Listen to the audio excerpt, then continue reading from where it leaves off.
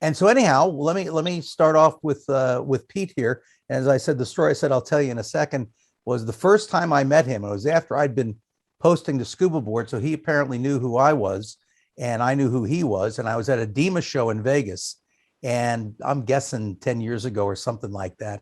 And I saw the ScubaBoard booth, and I saw his badge said, who he was, and I walked up to him and said, "Hey, nice to meet you.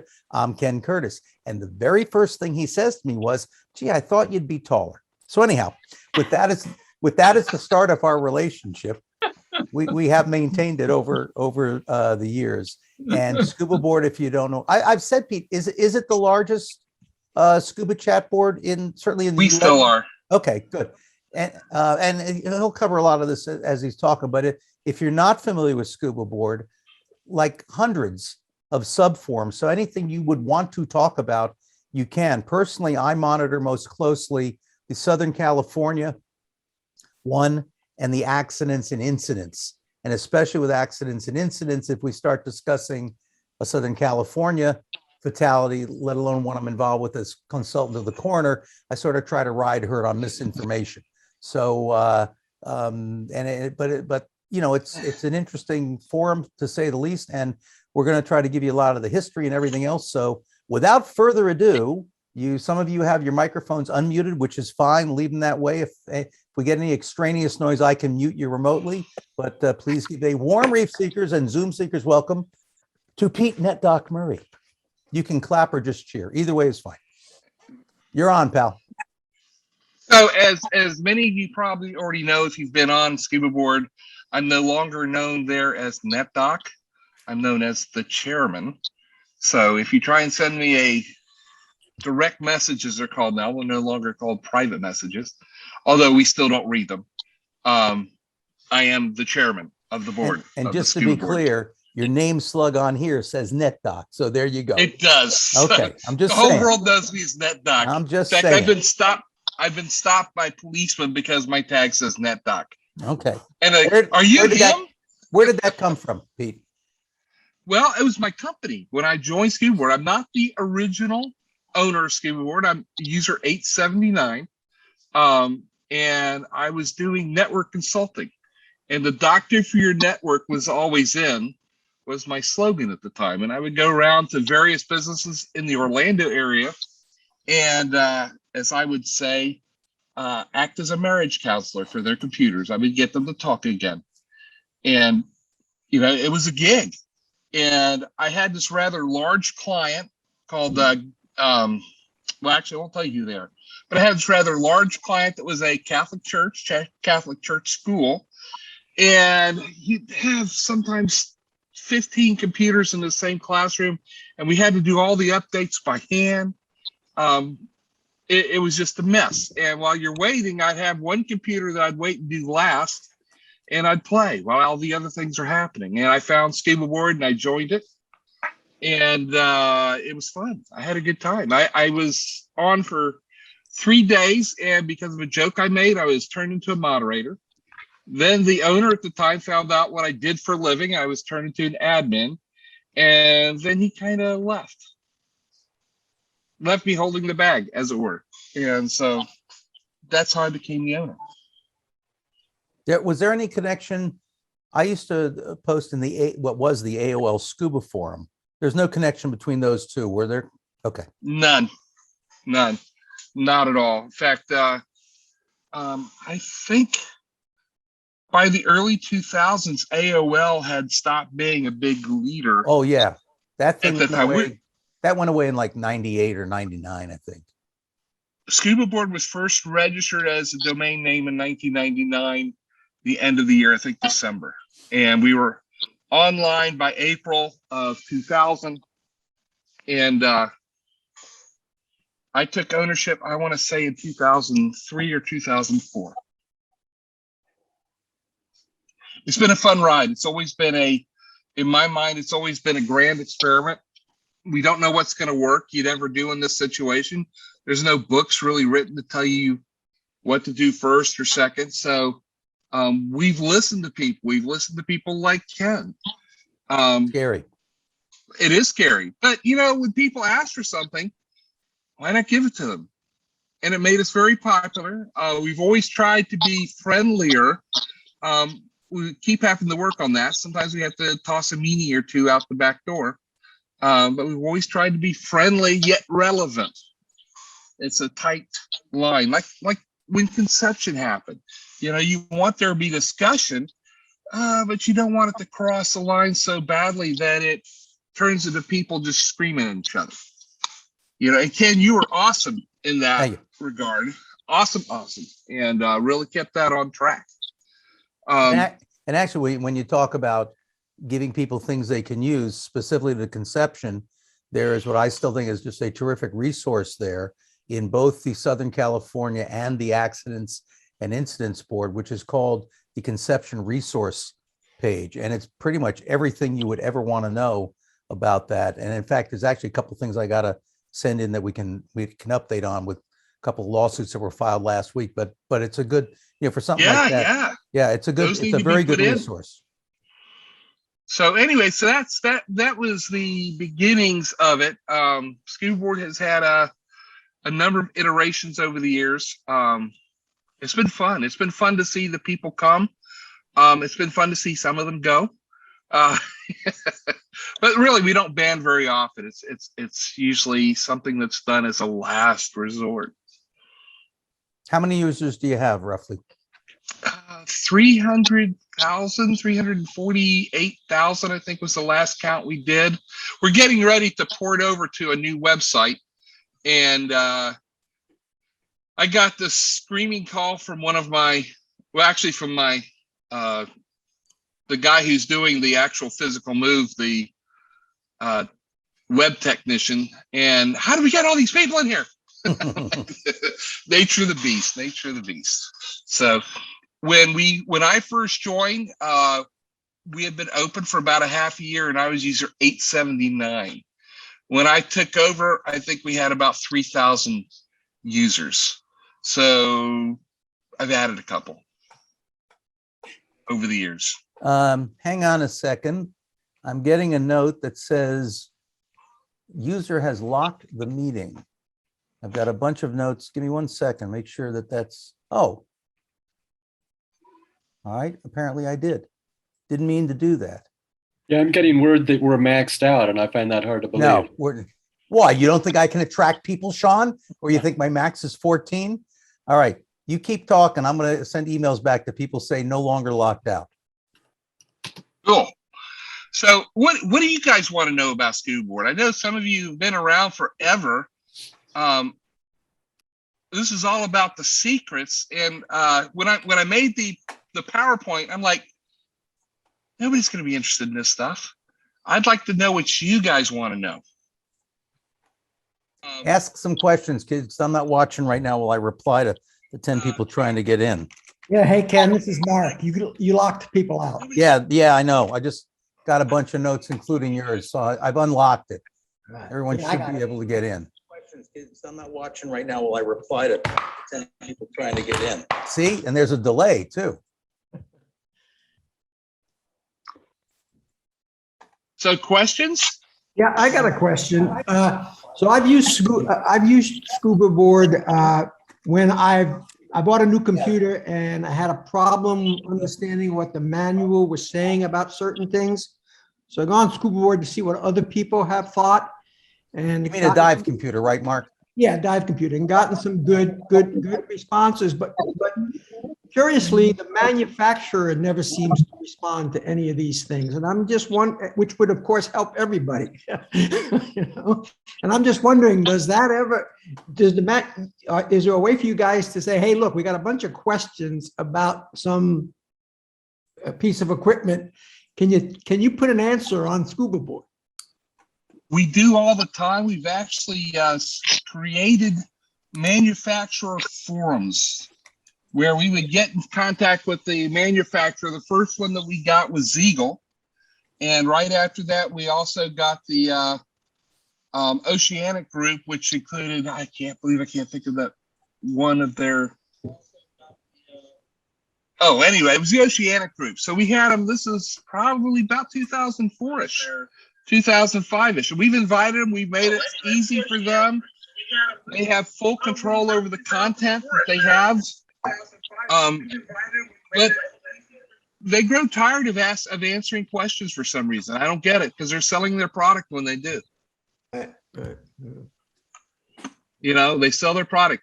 Now, I will tell you this: when we have a negative thing said about a manufacturer or about a dive op or anything, if it's really egregious, like there's a customer making serious allegations, I usually go out of my way to contact them and say, hey, you got this happening right here on ScubaBoard, and you might want to address it. Then again, you might not. It's up to you. Okay, thanks. We like to hear both sides. I love your picture behind you, by the way, the mantis Thank dancing. you. Taken by Ken Curtis, by the way. I got to charge you for that. Okay, I think I've got it. That's why there's all that particulate in the background. He silted out the place. Yeah, if the Photoshop is amazing. Where was that, Mark? That was the Maldives. I'm not actually sure you took it. You may have taken it. I guarantee you I took it, Mark. if for no other reason than to make you squirm and wonder, oh shit, is he going to really sue me? For those of you watching on Facebook, my apologies for inadvertently locking you out of the meeting. It is unlocked. Feel free to come over if you like, or keep watching on Facebook. And thank you for the voluminous emails. So hopefully we got a bunch of people back. So anyhow, all right. Yeah, it looks like we got a number of good. Yeah, and people we got here. some others watching. Okay, there's actually a question from Kaz. Has Facebook or other social media changed ScubaBoard in any way? Yes and no. We're still a forum. They have certainly sucked a good portion of the life out of ScubaBoard by getting people just to go there and post rather than post on ScubaBoard. However, how we haven't changed is that we are still the king of Google. And Google loves us. Google sends people to us all the time. They do not send people to Facebook. When you go to look for a place to dive or gear or anything like about the computer that we were talking about earlier, the PDC, personal dive computer, you almost always make it ScubaBoard, especially if there's more than 2 or 3 terms. You're going to make it a ScubaBoard because we've been talking about it. And that's how people find out about stuff. That's how people find out where to go diving, who's the best dive on. So we haven't changed in that regard. In some ways, we are the dive industry's best kept secret. You know, we're the biggest thing out there when it comes to getting the information out, but they would rather go to Facebook and waste time rather than go somewhere where their message will get over and over again to people when they go to look for it. Put Google to work for you. How do you advertise, if at all, to get new people in, or you just rely on word of mouth? We rely on word of internet. A little bit different than word of mouth. Our database is so massive, our reach is so massive compared to any other scuba site that when you look up something for scuba, you're coming to us pretty much. And I can't tell you how many people who I've said, yes, I'm the owner of ScubaBoard. They go, I've never heard of that. And then they go look at it, go, oh, I've been here. I say, yeah, I kind of know that. That's how I make my money, is by getting you guys to come in and talk about things. Yeah. Does that make sense? Did I explain that correctly? Yeah, I think so. And if not, somebody ask a question about it. I'll keep firing away for a bit until you guys jump in. How many forums do you have and subforums? I have no idea. I mean, I really tried to count them, and I just, like I said, we're in the middle of moving to a new server, so we're doing some trimming. We cut back probably half of our user groups. We realized that people just aren't into, oh, I'm a instructor, master instructor rather than instructor. People want to know you're an instructor. You know, so we cut a bunch of user groups out to make the move easier, and we're going to be cutting some forums too. You know, especially if you haven't posted them in the last 2 years, 3 years, then they're not really being used. Well, what's your most active? What's the most active forum? What'd you think? Accidents and incidents. That by far, because when people die, people want to know what happened, and they land on ScubaBoard. And I would correct you a little bit. When people die, they want to guess and speculate at what happened so they can feel like an information guru. That's my pet well, peeve. actually, most of the people on ScubaBoard don't post, Ken. Yeah. I mean, you guys who post are the letters to the editor writers. 99% of the people who come to ScubaBoard are just getting the information that the posters are leaving. I mean, the posters have a very important job, even when they're wrong. Because when they're wrong, it gives the people who are right an opportunity to come in there and say, yeah, no, this is how it happened. And, we see fights and arguments break out all the time. Sorry, I use my hands. I'm not Italian, That's okay. but I act like I am. The person who sounds the most sane as they post is the person that the rest of the people are going to listen to. Go, Right. Oh, well, he makes sense. And what right or wrong, depending on how you come across, is how you're going to be perceived by everybody else coming across. So don't ever post to your opponent. If it becomes heated, forget about them. Think about the people who are going to be reading it afterwards. And they're the ones you want to reach out to. They're the ones you want to write for. Yeah, what is the etiquette for posting? Why don't you can you take us kind of through that? Well, it depends on who you are. We don't try and say you have to post this way, because variety is the spice of life. You got your Kens out there. You got your Sam Miller. Now, Sam, I love him, but man, if you're wrong, Sam's going to come out and tell you. Probably not so diplomatically. Yes, he will. But how do you not respect what Sam has to say? And sometimes people say to me, "Well, this old guy, I can't." And I'm like, "You have no idea who you're talking to, boy or girl, depending." The weapon Sam has is he can say, "I see what you said, and I was there, and you were wrong." And it's true, but the way you come across often will have more impact than what you actually say. So etiquette, be nice. I always try to be nice. Now we have a section of ScubaBoard that many of you probably haven't been to called the pub, where you can talk about politics like what's happening today over in your neck of the woods, and religion if you want. And it's a little bit of a free-for-all. It's never included in any Google search. No Google will ever bring you to those or to any of my non-diving areas. I have Google only gets a look at my diving areas. But you can go in there and have a nice, pub-like brawl, so to speak, verbal brawl. Of course, we don't let you threaten or anything like that. That's no good.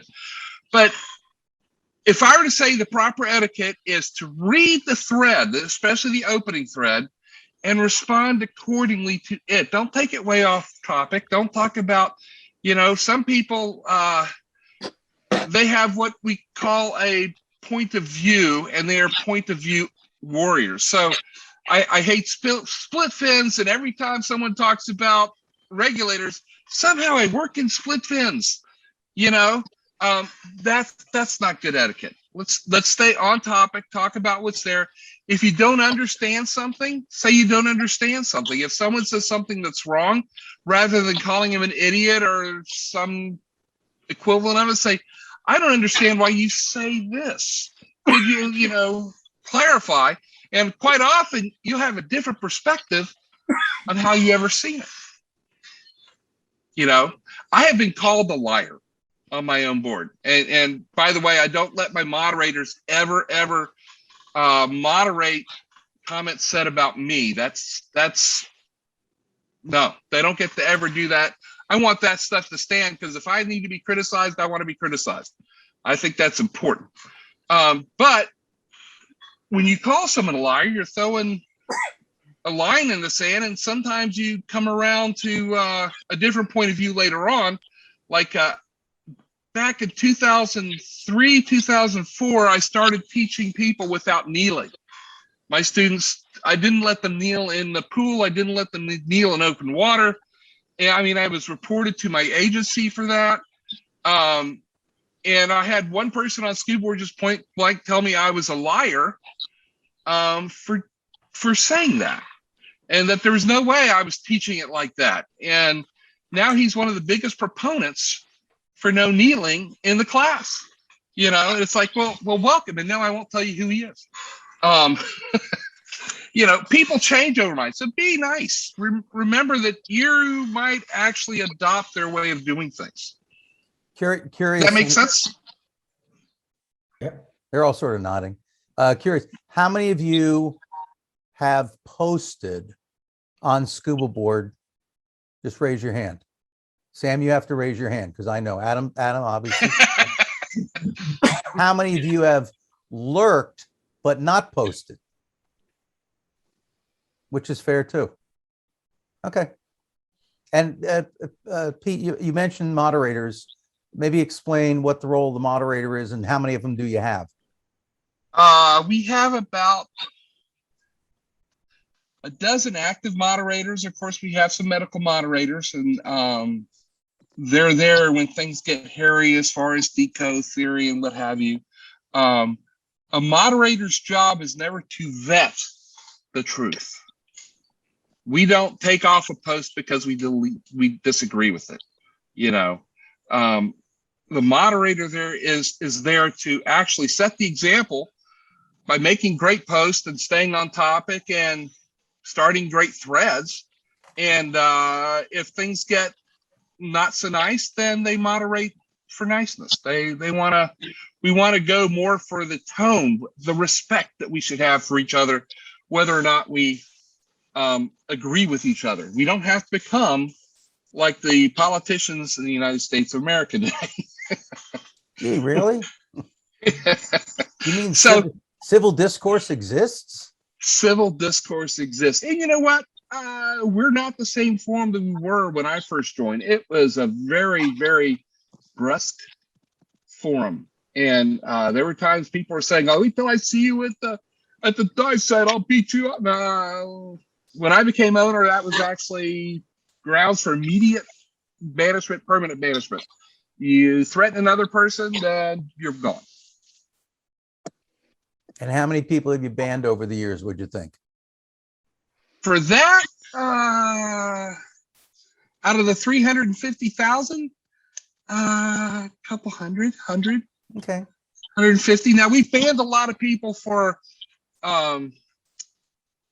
coming on and scamming the site. We have a very active scam filter, and they get banned pretty immediately. You know, they want to sell you the Nokia phones or Viagra or whatever. We just, you know, we ban a lot of those people because they've got nothing to do with scuba diving. I don't really count those. People who act up and are jerks, scuba jerks, then I would say maybe 150, 200, which out of 350,000, I don't think it's so bad. You know, we usually have in the moderator when someone is starting to go down that way of being hostile and being overly hostile. Usually a moderator will start to talk with them and go through what we call counseling. And then we'll give them like maybe a couple days off, then a week off, then maybe 2 weeks off, and work up to where it's like, well, we don't need you. And you know, you just had a blackout. I see that it's 11 o'clock and Alexa has just turned all my lights on. If I didn't mention before, Pete is in Florida. But it was funny. I got a note today. Actually, was on the thread from who's a Kimbo? Do you know offhand? Because is he in London? Do I? Yeah, Chris. Okay.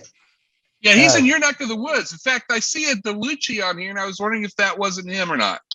It's got he was got a asking lady's about name. Zulu time today, and it was we decided this goes on at 2:30 in the morning in London, so it leaves people like John Banton out of the conversation. If you don't know, John is also the Undercurrent editor and lives in London. I do know John well. Yes, absolutely.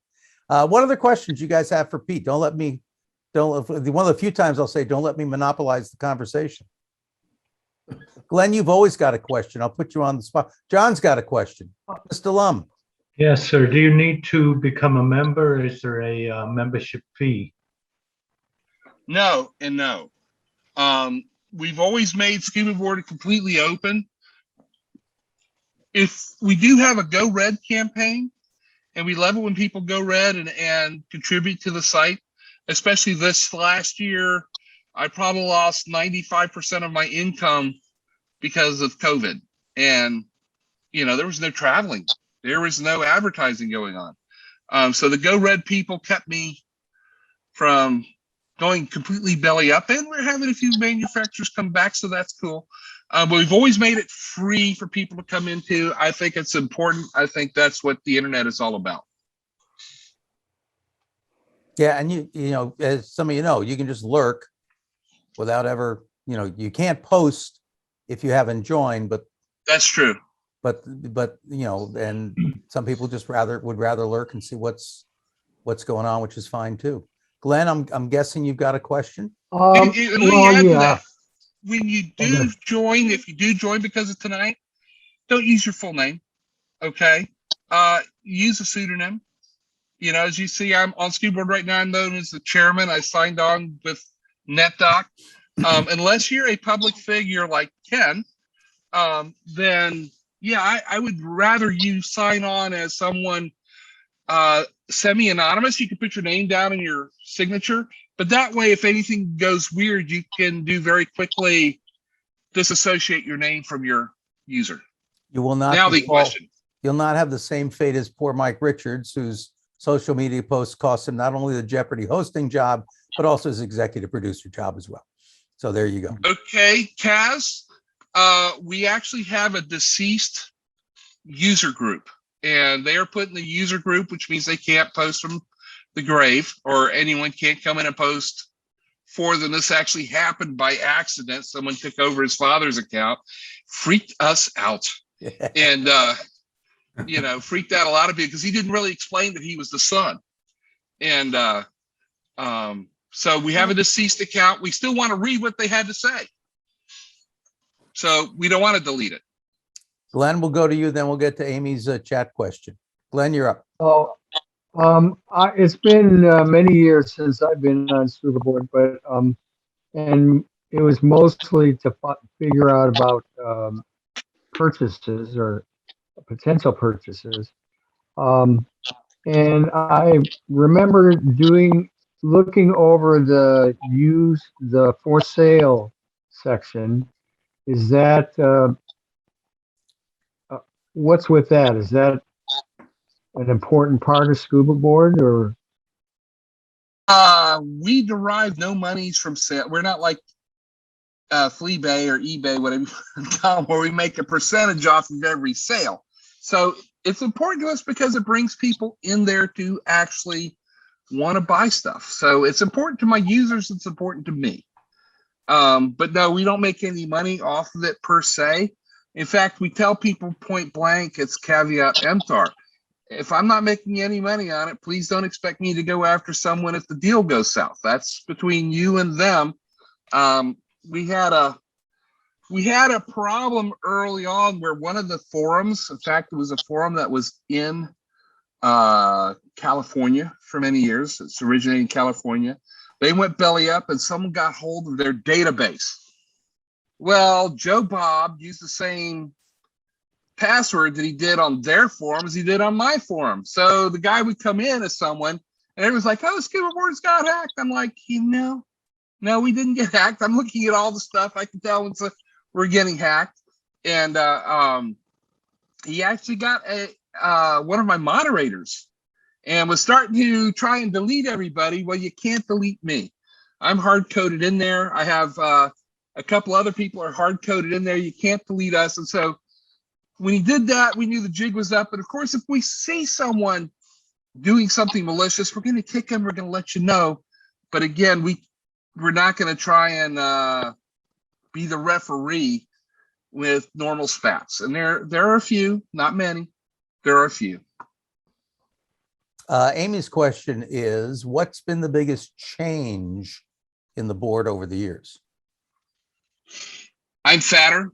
Older. Aren't we all? Aren't we all? Thank you, I pandemic. think the biggest change, I don't know that there's really been a big change. There were a lot of civil people back in the old days. I think we're a friendlier forum now than we were in 2000. Like I said, that's a change, but pretty much we're still talking about scuba. I was surprised to see, I went and looked at the Wayback Machine. I don't know if you're familiar with that, but you can go to the Wayback Machine and look up any site and see what they used to look like.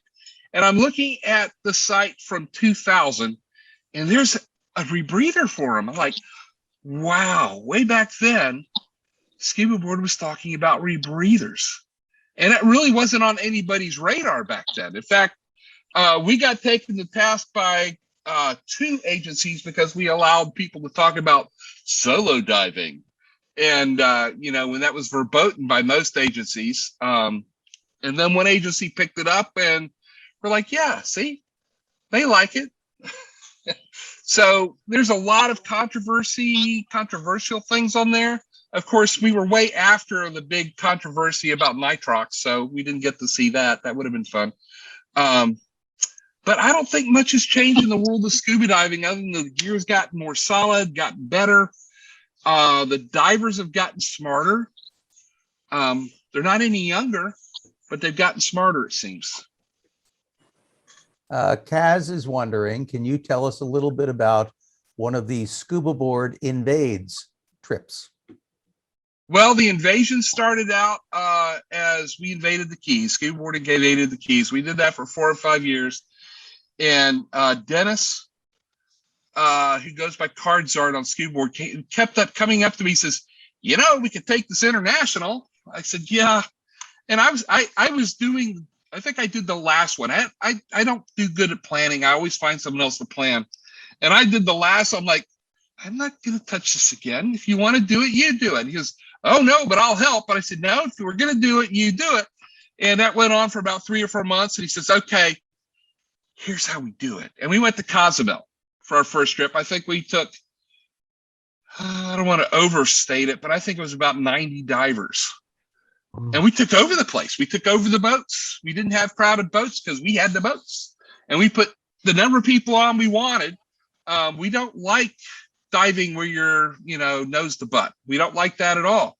So this gives us a chance to put out a lot of divers into a resort, take over the resort, and do it our way. And we're telling them how we're going to do it. No, you don't do it this way. In fact, we've had a couple of them, especially on our surges, which is the one in the winter. We have one usually late spring, early summer, and one in winter. A couple surges, they've tried to put people on their boats because we don't have their full boats. But we're like, no, we bought the boat. You don't get it. We bought the boat. You made this commitment. We're holding you to.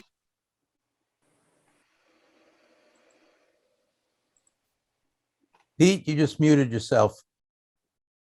And I unmuted myself. There we go. So anyway, we were at Grand Cayman, and there's 2 people wanted to dive with us, and we're saying, we love you. We think you're great. You're welcome on ScubaBoard. But unless you're part of the trip, you're not welcome on the boat. We don't want a crowded boat. And she wrote this all sorts of horrible things to support, which I thought was funny because, she thinks she's talking to someone else. And I'm the one who told you couldn't come. So we really believe in nice diving, easy diving. And if you've ever been on a trip, and I'm sure Ken's the same way when he runs this trip, I haven't been on one of his, but I've been on Dennis's. And Dennis just, man, you do not have problems. Dennis has problems. And whatever they promise they're not doing, they will correct it. Dennis will beat them with a hammer if they don't. Is why we get the big bucks. He's a good negotiator. And you got to be. Yeah, I was on a trip with Ken, and the flight was canceled at the last minute, just as literally my bag was being checked in, and he made it good. So yeah, Cool. kudos. We all have And those J Farm stories. Law, we have 350,000 registered users. We get an average visitors 15,000 a day. between 10 and 20,000 a day, depending on how fast or how slow. You know, during conception, it was ridiculous. I actually had to add to the server. Today, I got a call. I had to add to the server. I want to see the stats for whatever, because we went wild today. But usually we have anywhere from 500,000. We've had over 1 million a couple times.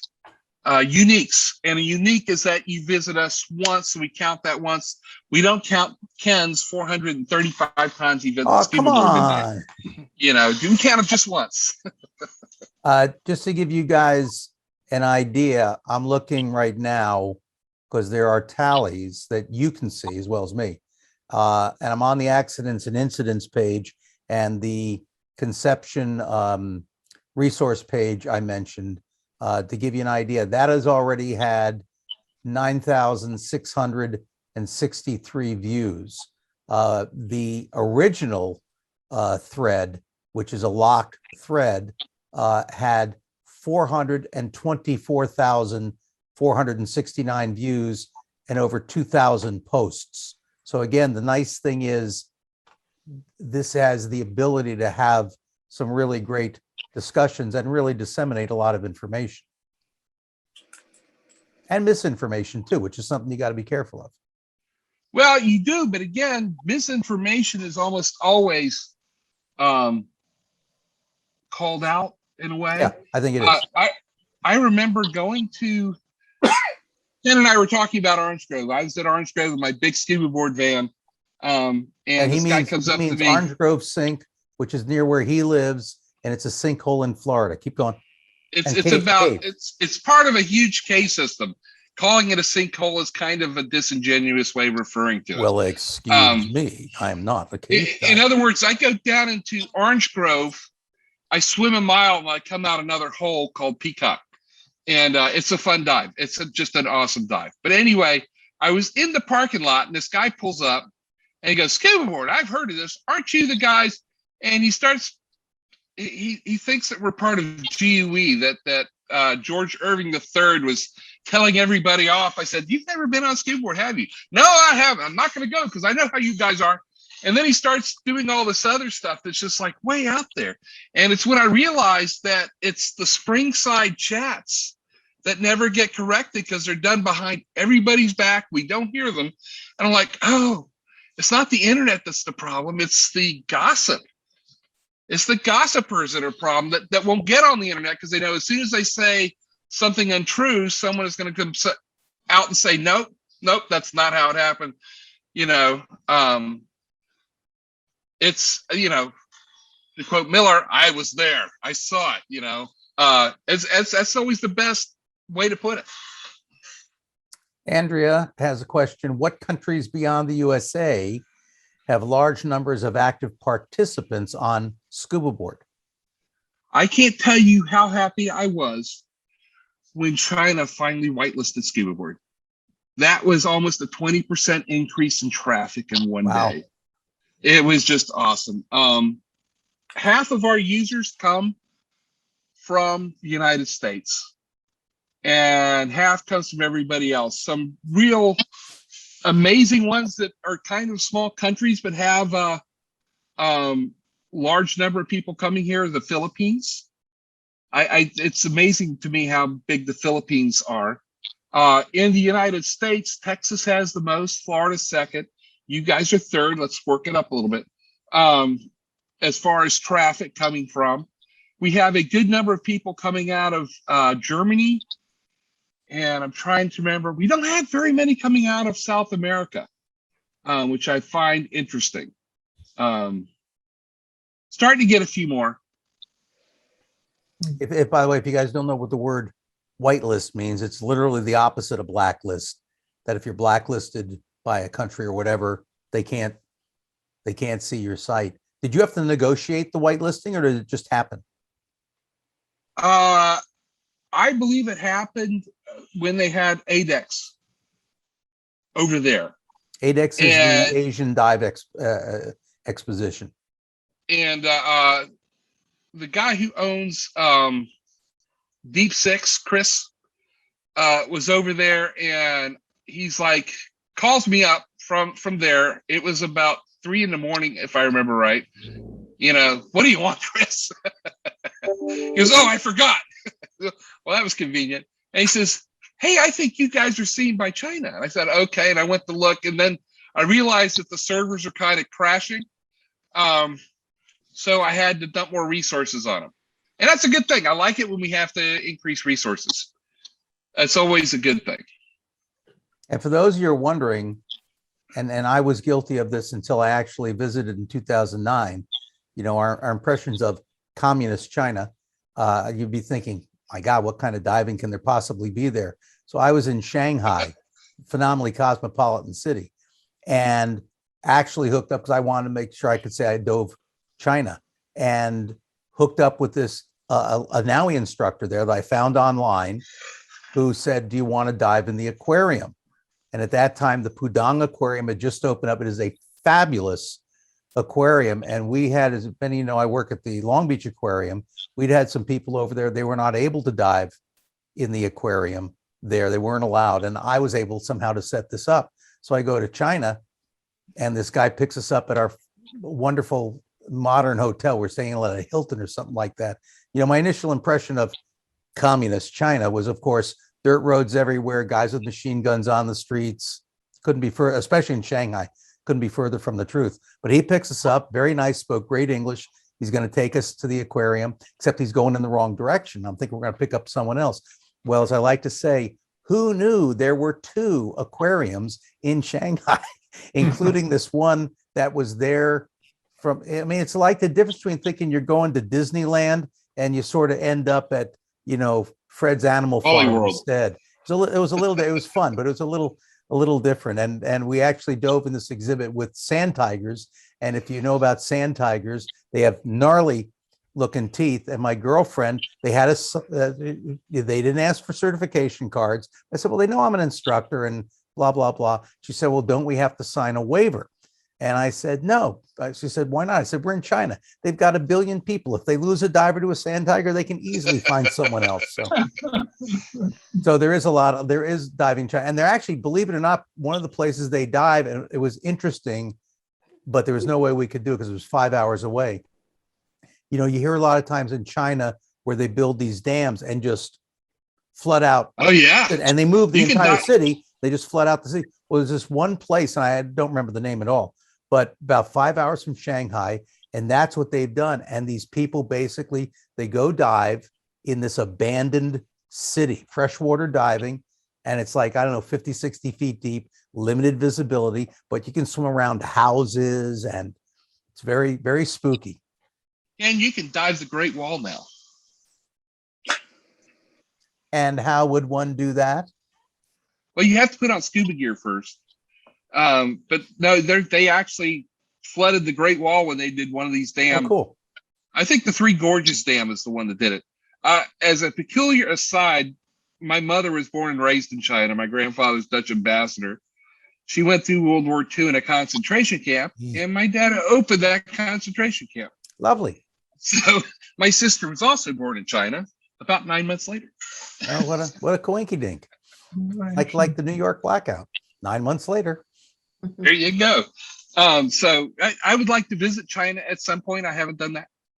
It was, I tell you, Shanghai, I thought was just absolutely fascinating and absolutely upended not only my impression of China, but also when the guy that we hooked up with was talking about, and again, this goes totally against my impression of communist China, how, oh yeah, I traveled to the Maldives one time. I traveled to Japan and came back. Your impression is they don't let anyone out of the country, but it was an amazing thing. And friendly people like you wouldn't believe. Once they realized you were an American, they just thought that was the greatest thing in the world. Maybe not as much now. This was 2009. The funniest one was the day we were leaving. I'm taking a walk around the hotel before we were leaving, and there's an old guy across the street just shouts across me, says, you American? I said, yeah. And he comes running over. He says, George Bush, greatest man ever. And so I just smiled and nodded and said, that's very nice. Thank you so much. So anyway, that's because he didn't know you, Ken. That's probably it. I actually wrote George Bush a thank you note Sunday, because I thought his speech on Saturday at Shanksville was phenomenal. And if you have not either heard it or read the text, I would encourage you to do so. Would that we could all adopt that attitude, and a lot of the problems we face in this country, in my humble opinion, would go away. So anyhow, by the way, for those you mentioned, so we're talking so much about diving. One thing I do a lot with ScubaBoard that I find incredibly useful is to go on to some of the regional forums and subforums. And if you're going somewhere, either just Yeah. what people are talking about or post a question. Like I've been really monitoring closely the Bonaire forum and looking at COVID updates, because there's a few people who live in Bonaire who are posting, oh, here's what the situation really is, or something And it's like not that. filtered. Yeah. You know, you're finding out from the people, you know, they'll tell you, anyone will tell you who to dive with. They've dove with them. Oh yeah, take this guy. But when you know the people who live there, they'll tell you who to avoid as well. Yeah.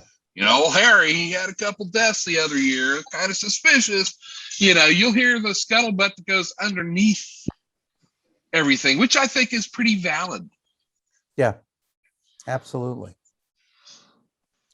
I would like to know And you'll how, be next. Go ahead, Glenn. oh, I'm sorry.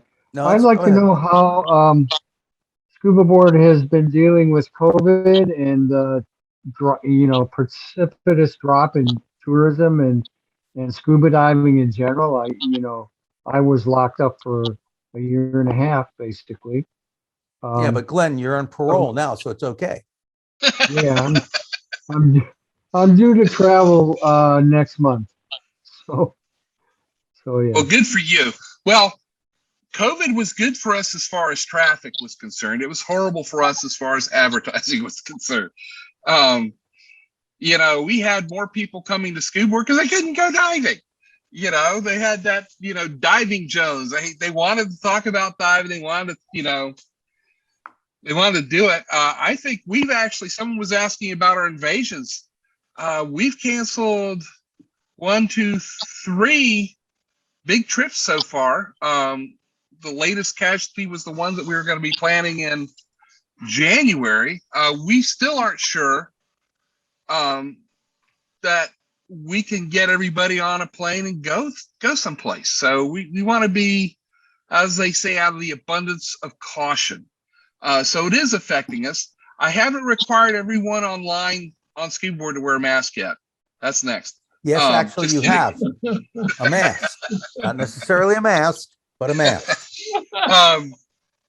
But anyway, so yeah, it has affected us. It's been a benefit as well as a negative, as it has been for the whole United States.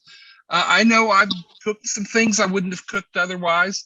I live on 10.82 acres here in North Florida. And if I told you how much I paid for it compared to what you guys pay for land out there, you'd probably freak. In fact, I will tell you, $65,000. And Well, our time is up. Thanks, Pete. See you later. Bye. Rub that in, right? Yeah. Now, and I how have long ago? How long ago? 4 years. Okay. And I have a spring that's Kentucky Springs, what we call Blue Hole or Jug Hole, is maybe 3 miles east of me. The Peacock system, including Orange Grove and Peacock, is maybe 15 miles away from me. Little River is 4 miles away from me. Troy Springs, we were talking about, maybe 12 miles away from me. So I'm surrounded. I'm in where I want to be because I'm in cave country. And I get to go dive my caves, and you know, the beautiful spring water, no matter what time of year it is 70 degrees. I love it. Yeah, but it's not always clear. I've seen that river back up before. And if it's not clear, it's probably not 70 degrees either. It's Yeah, probably going to be a probably. little bit colder. Probably. Have Actually, river intrusion. one of my favorite dives in there. And again, I'm not cave surfer. I have no interest in going in caves. You couldn't pay me to go in caves. But one of the great things at Ginny Springs is you dive Devil's Ear, Devil's Eye is the one by the river, right? Yes, both of those So- are by the river. Yeah. So Devil's Ear, this little flat thing, you drop down 30 feet. It's very round, fine. But then you go down to Devil's eye, and there's a very strong flow coming out. But usually when is that the Suwannee River? I think that's right there. Or, That is the Santa Fe That's the River, Santa which Fe feeds River, right. into the Suwannee River. yeah. So, but you go down, you fight your way down the flow. There's a big log across the thing at about, I don't know, 30, 40 feet. And I'll get down there with a camera and wrap my legs around because I'll get pictures of you guys trying to come in. But the cool thing is the river has a high tannic composition, and you get this lovely maroon brown water mixing in with the absolute crystal clear water that's flowing out from the springs. And it's a fantastic picture. And then you let go of the log and it blasts you out. And that's fun. So cool. Now, stuff Ken, there. something you may not realize, but that tannic acid, the tannin that's in the water, is Yeah. what created those caves. There we go. There we go. And what you may not realize is there was an agent out here named Herb Tannen that has no relation to any of that. Well, there you I just thought I'd throw that in. Dodgers are winning 4-0, by the way. Sam, you have a question. Well, I have, yes.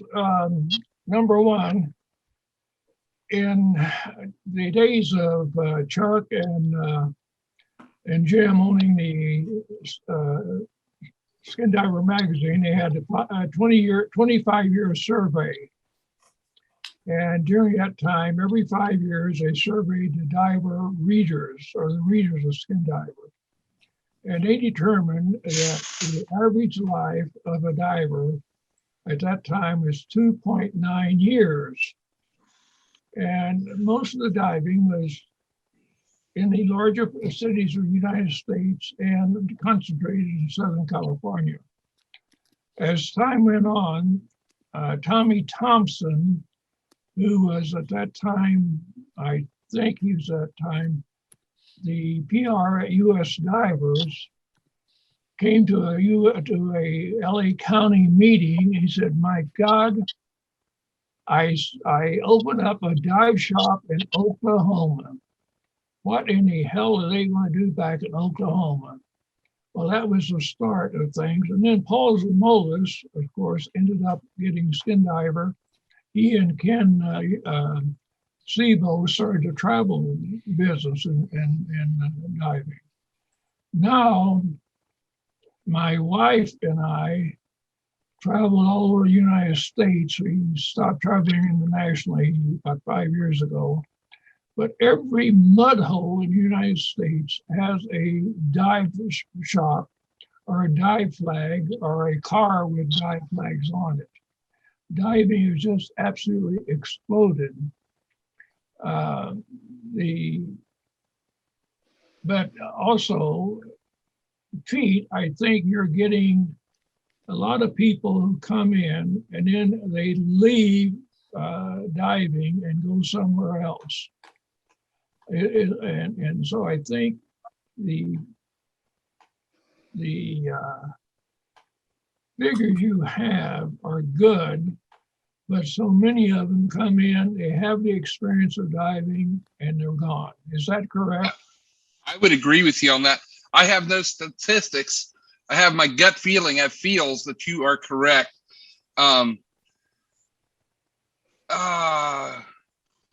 I don't know if we're going to get diving back or not.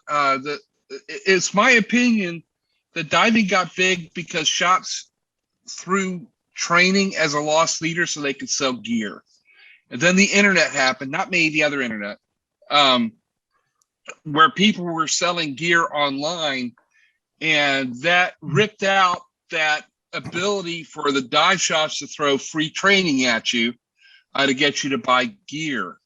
So now they're having to raise the price of training to make it so it's viable, or try to cut corners.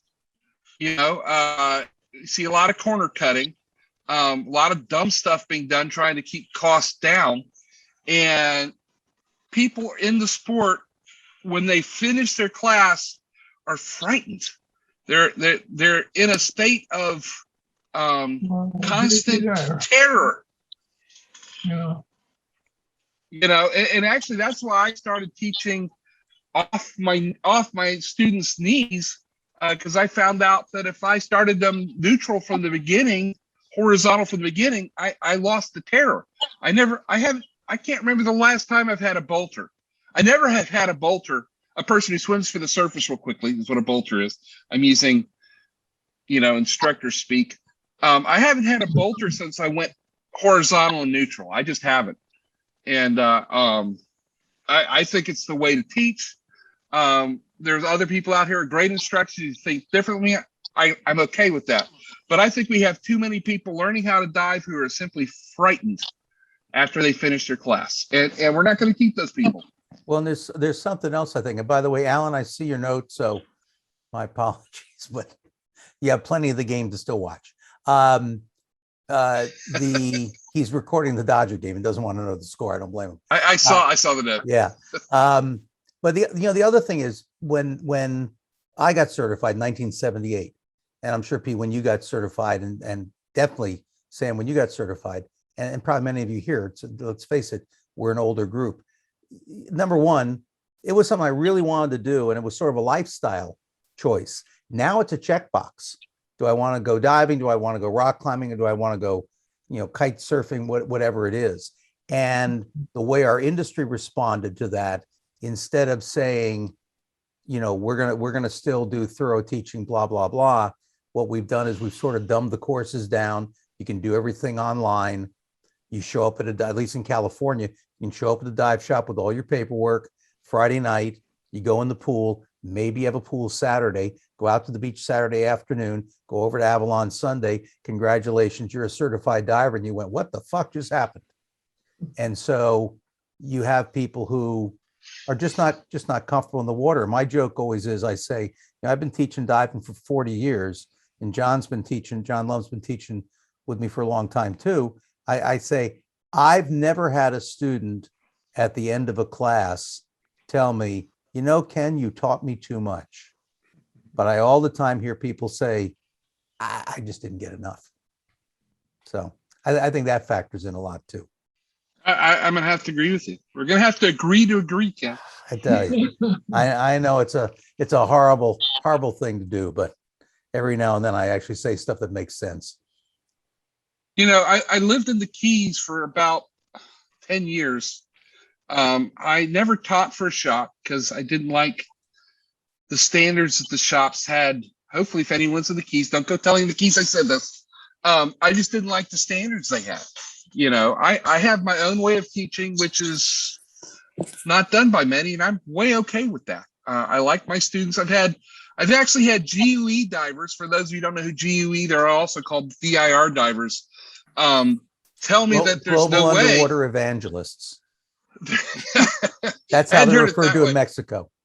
But I've had them actually look at my students while we were diving on their first dive and say, there's no way that's their first open water dive. I said, they don't get out of the pool until they get the buoyancy straight. We don't go to this point until they graduate. They got to graduate from the pool, just like they got to graduate from open water. So yeah, I think that it's important for us to help that, and I think it's important for us to mentor. That's actually the best part about scuba diving. I often tell people I learned to dive in three times. The first time was in '69. I was taught by a master chief at the Navy base that used to be in Orlando, Florida, the only landlocked Navy base that ever was. And he never got in the water with us. We rebuilt the regulator. He had us in the pool, watched me as I dove in a lake. And that was it. It was the most horrible instruction I ever had. And I dove without a BC, without a pressure gauge. They had them. I didn't know how to use them for 25 years, before I actually got certified. And so I learned from my instructor then. He was always telling me, oh, you've done this before. I'm like, yeah. And I read the book, which he was really impressed with. But then I got on ScubaBoard and I learned about things like, instead of having a safety pause, you have a safety stop. And that buoyancy was critical, that being horizontal was critical. I relearned scuba for a third time on ScubaBoard.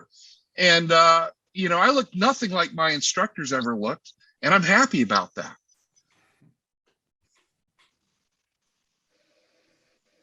I think I just made You everyone lost be quiet. everybody. Well, no, They're you're going like, probably more "Oh, shit." comfortable in the water as well. So that's the big takeaway. But it's And also, your I mean, students is, yeah. and the good thing there is, you guys, when you got taught, will sort of emulate what you were taught. So if you were taught to kneel on the bottom, you will. My big bugaboo is people diving overweighted. Why do you dive overweighted? Number one, because we never probably properly weighted you in class. But number two, as instructors, we are guilty of saying when you have trouble getting down, give me a 5-pound weight, we shove it in your pocket, and you think 35 pounds is really the amount of weight you need to dive with. And it's not. So, that's one of the problems too, that we teach, bad habits. And if, as instructors, you assume we know what we're doing, and we wouldn't do it if it wasn't safe. So there we go. Ken, when I learned to become an instructor, they taught me to overweight my students. Yep.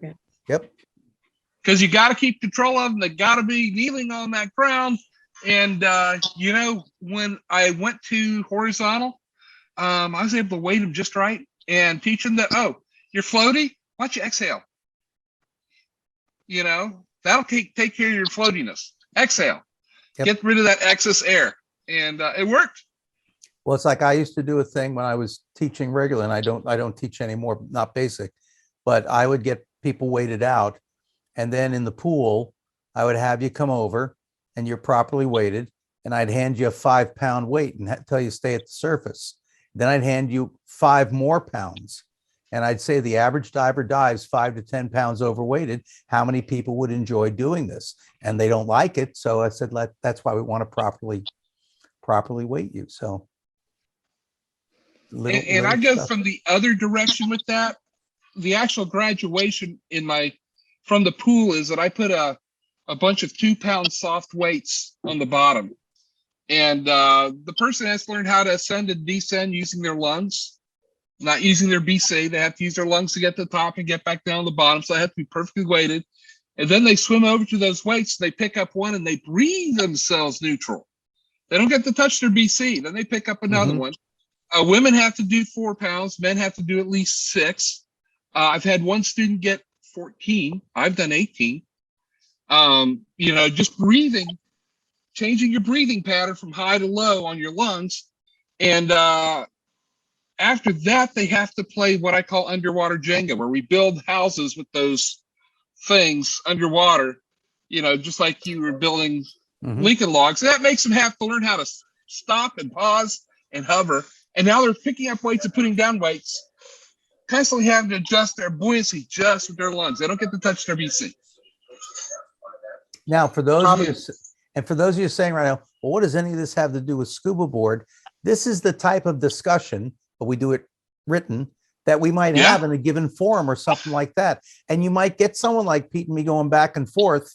Well, I try this. Well, that's an interesting idea. I do this. Well, I never thought of that, blah, blah, blah. And other people comment and stuff like that. And again, to bring it full circle, that's one of the values of ScubaBoard, because you can, get to talk to people who have ideas that are different than yours. Yeah. There are very, very few absolutes in scuba diving, except don't hold your breath while you ascend. Sam.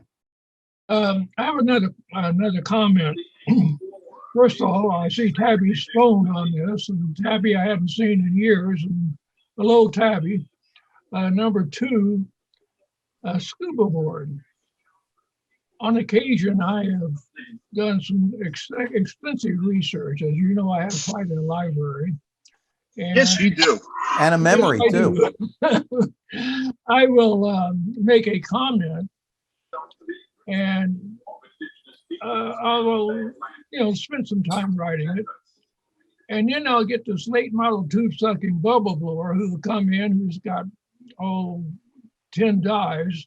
And he'll say, no, that didn't the way it's happened. My fuzzy face instructor told me it was this way.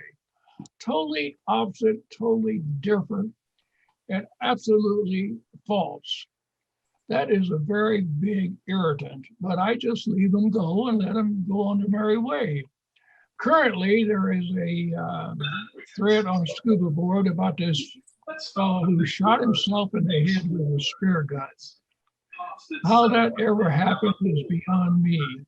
But there was an old post in there 2 or 3 years ago about spearfishing that I made, which is kind of interesting. As we all know, we all started out as spear fishermen. And yes, I speared a black sea bass. I speared 11 of them when they were legal and ate them. So you can kick me over ScubaBoard if you want, Pete, but that's what I did. I would never kick you. You are our first legend, and that's one thing we did on ScubaBoard a number of years ago. I've seen people like Sam. I see a few others. I'm like, you know what? These are legends.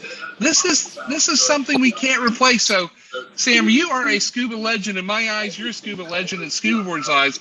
We're going to cut you a little bit of slack, but the more tack, the better. and honestly, when Sam says what he said earlier, the whatever sucky yada yada yada, sometimes we'll go in behind him and just actually remove that. We don't change what he says. We just kind of edit it a little bit so it's a little bit nicer, and people aren't. I can't believe I was called a. These snowflakes get hurt. They got feelings, Sam. They're gonna get hurt. Andrea would like to know, Pete, do you have any data about the age distribution of participants on ScubaBoard? I would tell you, Andrea, they all lie about their age, I'm sure. Yeah. Well, actually, be surprised how many don't even look at it, and they type in whatever the day is today, and you can't post unless you're 13 years old. It's a HIPAA rule, not a HIPAA rule, but it's a rule to protect kids. So I see a few people every now and then who are 2 days old on the board. I go, okay, that's interesting. A little early. But anyway, from what we can tell, from what looks like it's been filled out correctly, ScubaBoard is predominantly a younger by probably 20 or 30 years than the actual diving population. We have a lot of youngsters on ScubaBoard. A lot of youngsters. And you know what? I mean, they get the social media stuff more than we do. They just do. Male female breakdown, roughly?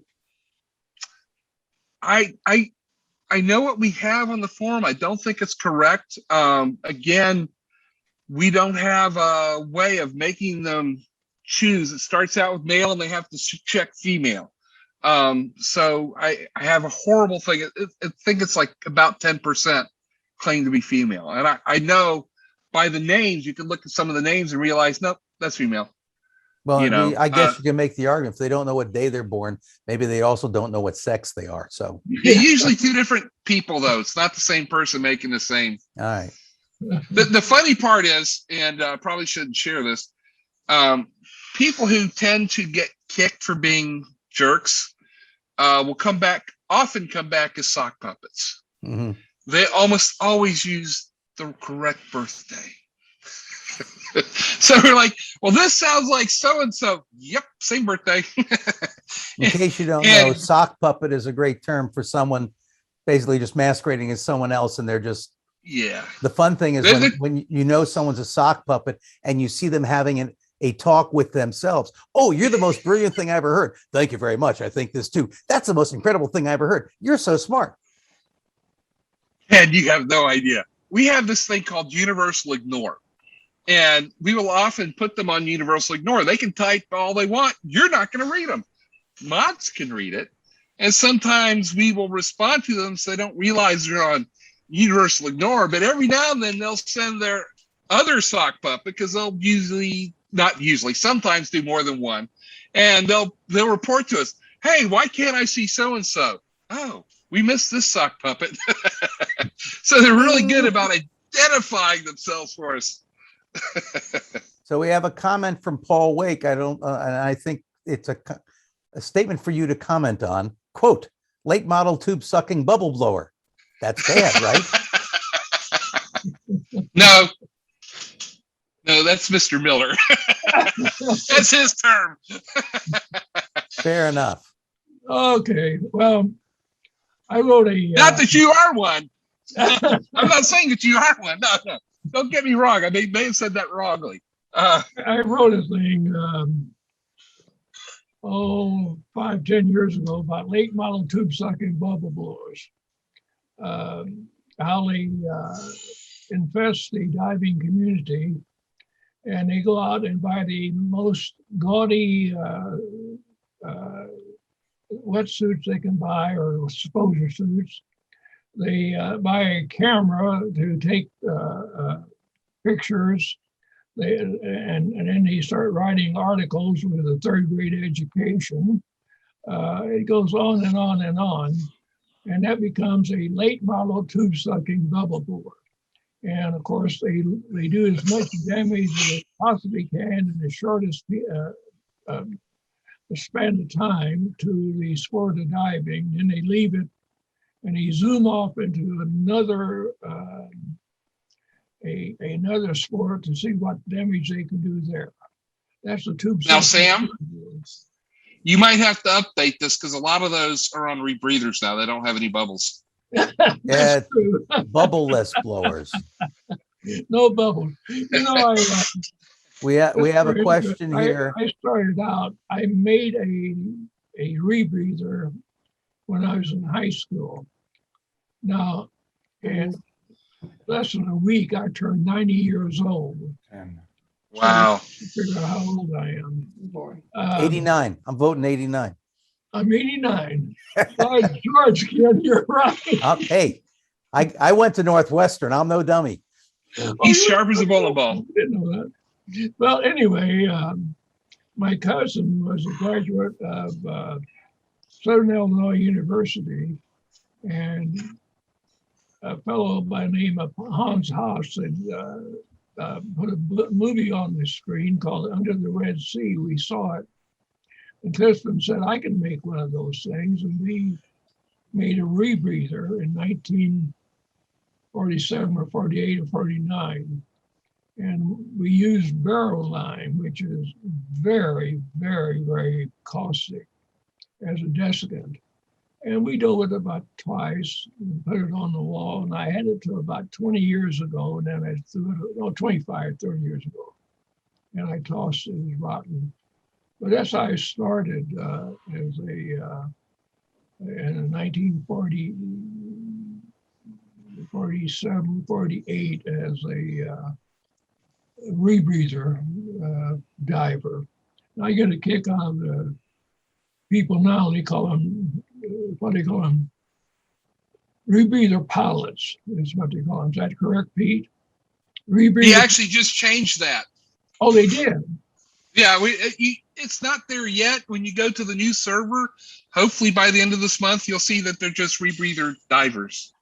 Good for you. Good for you. Thank you. Pilot, okay. To me, a pilot has other people's safety. There's a bunch of people on that plane, not just one. Well, maybe if you keep with rebreather pilot, you can wear 4 stripes on your wetsuit. Get little epilogues, and it'll be like the old and this isn't meant to sound like Patty bashing, but the old Patty red nylon windbreakers with all the patches, down the side. Yeah. I always thought we should have a fig jam patch. Do you know what fig jam stands for? Not me. If I'm good, just ask me. Oh, of course. We have a comment from Loviz. The second half is he got hooked on Mike Nelson, which probably wouldn't play today. But has anyone ever considered a reality show focused on 20 to 30-ish brand new divers with lots of real information, footage, and drama? They tried that down in the Keys and it kind of flopped. They couldn't get it to go. Rainbow Divers really push it. They got a big, I think they have the biggest operation in the United States, might be the world. And they couldn't get it to work. Yeah, it's and I still do work in television. It's the biggest problem is there's not enough audience for it. I mean, scuba diving is such a niche sport. To put it in perspective, the numbers, my numbers may not still be current, but scuba diving is estimated to be roughly, the last numbers I saw were something like a $700 million a year business. And that's everybody. It may not include all the travel because it's sometimes hard to figure that in. but under $1 billion. The market for like Easter specialty candy is like a $2 billion market. The market for ping pong balls is something like a $4 billion, market. So the idea I was that, told that a single super Walmart produces more I than the wouldn't be scuba surprised. industry. Yeah, I wouldn't be surprised. And we could do a whole 3-4 hours on the problems with the business model of the scuba industry, but we don't have time for that, nor will we keep Pete up until 3 a.m, even though he I'm says he actually stays up feeling late. pretty energetic. Well, I Yeah. gotta go. Yeah, I gotta make sure Alan gets a chance to watch that Dodger game on tape, and I know he needs his sleep sometimes. So anyhow, So some of you might be interested in this. I often wake up at 1 or 3 a.m. to do work on the servers before America wakes up. And I do piss off a few of the Europeans, but they're European. They're used to it. there you go. Right. They're used, and if they're French, they're used to being angry all the time. So what the hell? Exactly. So I've been up since 1 o'clock today, working on the server pretty much all day long. It's been a lot, getting this new one ready to fly. Very good. Well, look, we'll sort of bring this towards a close, but I'll encourage you, if you've not gone to ScubaBoard, go take a look at ScubaBoard.com, and you can look through the menu to find the various stuff. As I mentioned, you go into, and you got to scroll down a little bit to get to the regional forums, but there is a specific Southern California forum that talks about Southern California diving, which is not really defined necessarily, but generally considered to be Point Conception down to San Diego. And you'll probably see people or things about and stuff like that. Definitely look at some of the travel stuff if you're traveling, like, Glenn, you guys are going, where are you guys going? Galapagos? Maldives? You're muted. Someone said Glenn. they were going to Galapagos. Is Galapagos. So there's a Galapagos, There is. area, Maldives, wherever you're going to go. Actually, I know So for a fact that 2 of the people who own boats in the Galapagos are on ScubaBoard quite a lot, looking for negative comments, because I hear them complain about them all the time. But yeah, Is that a good place to check out possible boats and Yeah, travel sure. in general? I mean, the secret I would tell you as someone who posts and then obsessively checks how many people looked at my post, the key is in the subject line. So it's not just question about a boat, it's question about the Galapagos Explorer, or whatever it would be. That's what'll get people then to go, look at your particular, or I have a problem. Okay, big deal. So yeah. Never start with that, and never start with I need help. yeah. Just say, going to the Galapagos, which is the best boat, and then in the body of it, sort of give us what type of diver you are. You get a lot of experience, a little experience, and that's it. And also, if you join ScubaBoard, it is freebie. I think we talked about that early on. You'll get a direct message from this guy called the chairman. It even says Tim. NetDoc, I am the chairman. Feel free to reply back and say, hey, Ken introduced us. I won't hold it against you. There we go. One other question. Sure, Glenn. So with this COVID thing, I'm concerned about procedures on the boat, whether they're followed. I imagine ScubaBoard would be a really good source. Guess what? We have a COVID forum. And Okay. you can go into the various areas and look to see what they're talking about in the various areas. We've got the whole world divided up, and I tell you, with 350,000 people signed on ScubaBoard, we have someone who lives where you want to go, and they'll be glad to tell you what they think. Well, I don't know if they're right or not. I can't tell that from this far. But we have whole sections about COVID, both embedded in the various destination forums, as we call them, as well as a whole forum just dedicated to COVID. It gets a little rancorous in there. I will tell you that. It gets a little rancorous because, you can't talk about COVID without having a little bit of politics come in. And right or wrong, that's just the way it is. So yeah, it's good. It's good stuff. Or post, like I said, in the Galapagos forum, I'm going on this boat. Does anyone have actual experience of what the protocols are? And whether The they're worst that can followed. happen is nobody replies, and then you're no worse off than you are right now in terms of what you know or don't know. Good point. So anyhow, thank Pete. But Dave, someone's going to say, because it's such a topic, it's such a hot topic, people want to talk about COVID. Yep. Pete, thank you very much. We'll give you all the. Pete, Yep, go ahead, I have Sam. one question. Can we have everybody on the scuba board identify their name on the scuba board is listed, right? Can't do that because of laws in Europe, Sam. I No go stu- on by no Sam stupid Miller Europeans. because I'm so damn when I signed on to different. You're famous or infamous, depending how you One look of the at it. two. Well, let's all give Pete our standard round of applause, if you will. I will throw in, since you ended with politics, I will throw in one thing. There's a little over 8 million votes been counted already. Newsom, no, which means keep him in office, about 67%. Yes, 33%. The gap will probably narrow, but the CNN has already called the race as he will not be recalled.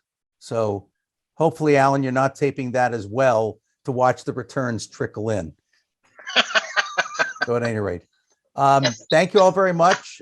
Next month, it is John Council from the Avalon Historical Diving Society and the Avalon Diving Museum, and I believe he's going to be talking about the dive they did circumnavigating the entire island.